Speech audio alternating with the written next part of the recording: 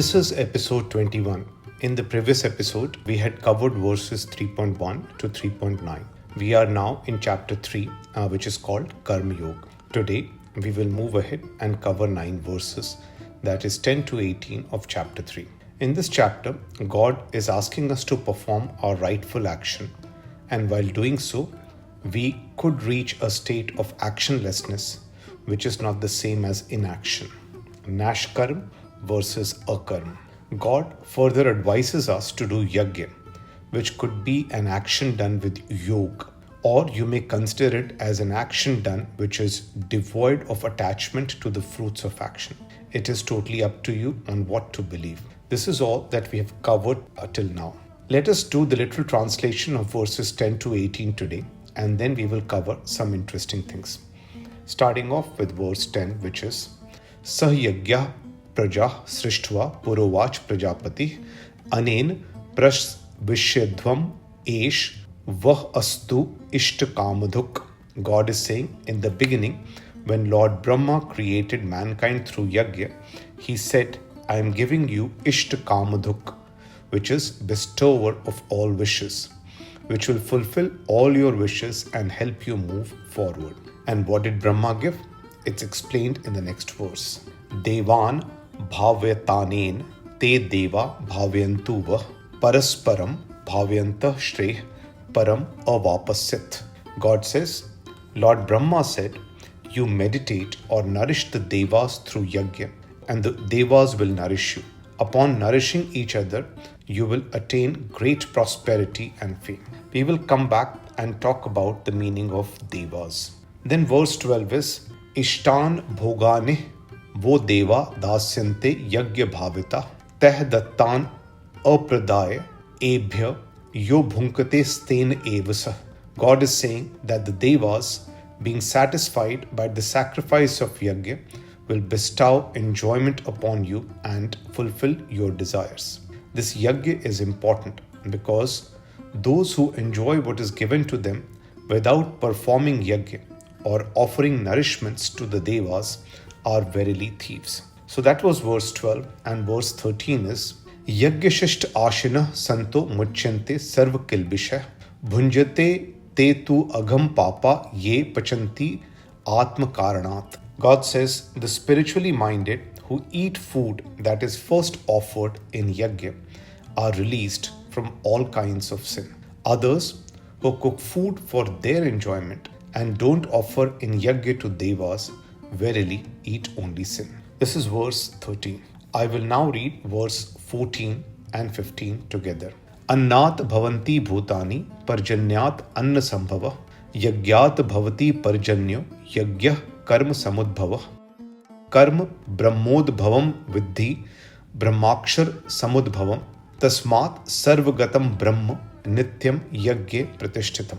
God says that food gives birth to creatures and is produced by rain. Rains come from yajna, and yajna is done by performance of righteous action. Righteous action originates from Brahma, or the Eternal, and manifested by God Himself. Hence, the all-pervading Lord is eternally present in yajna. This was verse 15. Verse 16 is Evam pravartitam chakram na anuvartayati yah aghayu indriyaramo mogham parth sajivati.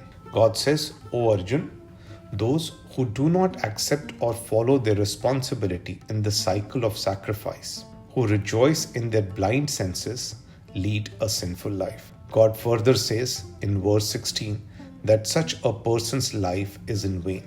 I will now read verses 17 and 18 together. Yah tu atmarate syat atmatriptah cha manava atmani ev cha santushtastasya karyam na vidyate na ev tasya kritena artho na akritene kaschan na cha asya sarva bhuteshu kaschit arth vepashraya.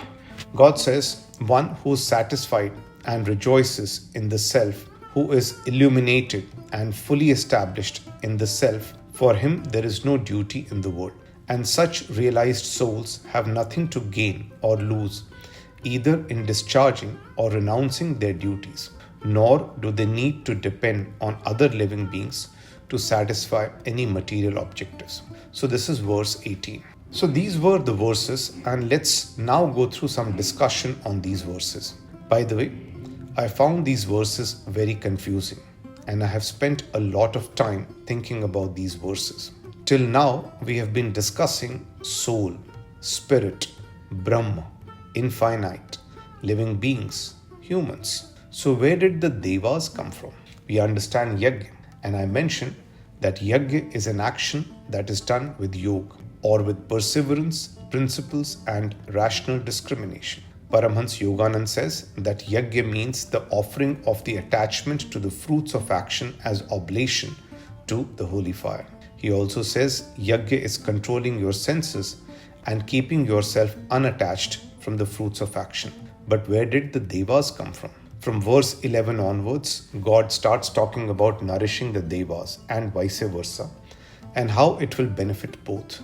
And one who nourishes the devas attains fame and prosperity, and everyone else is a thief. Again, where did devas come from? Paramhans Yoganand refers to devas as gods that we understand in our daily lives, like Indra or Varun, and he says that these gods are part of the universal supreme. And these devas are linked to natural causes. My interpretation is different, as I think these devas are small objectives in the path to God. You can't understand or attain God in one step by performing yoga. We keep small objectives in our focus all the time, and for that we do karma with yoga, such as controlling our senses and performing action through perseverance, principles, and rational discrimination. Let's suppose I study in a school and I am required to solve a mathematics problem. Solving this problem is a small objective and not as big as attaining God. But to achieve the small objective, I will have to do karma with yoga and have to remain equanimous.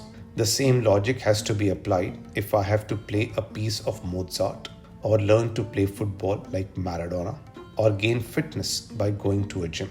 Smaller objectives are devas, and these are important because they are steps in the path of realizing God. If you cannot achieve these objectives, then you won't be able to attain or reach God.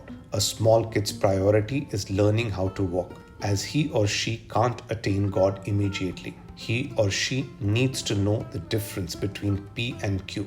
These small objectives have to be achieved before going on the path to God, and these small steps are very important.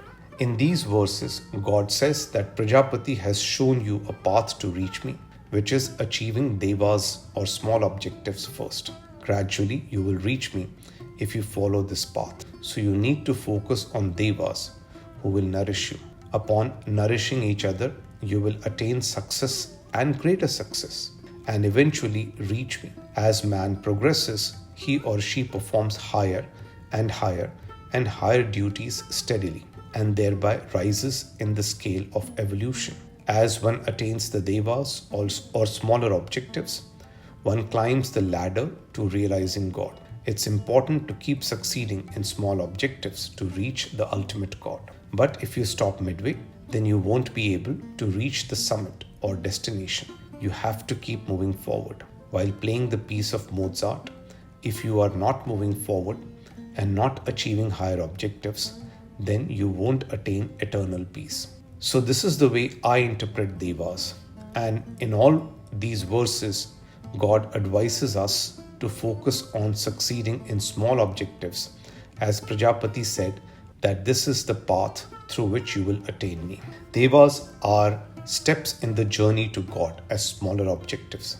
I don't know and understand Indra or Varun. To me, devas are small objectives and they are important. Such as, for a child, it is important to learn how to walk, understand the difference between P and Q, and learn toilet manners. How will the child attain God until he or she learns these simple things? Karma with yoga is required to learn all of these things. But if you stop at small objectives only, then you'll get limited benefits and miss out on eternal peace. This is how I interpret these verses, which are otherwise quite difficult to comprehend given their confusing nature. I will now talk about verses 17 and 18 out of which verse 18 is a much more important verse.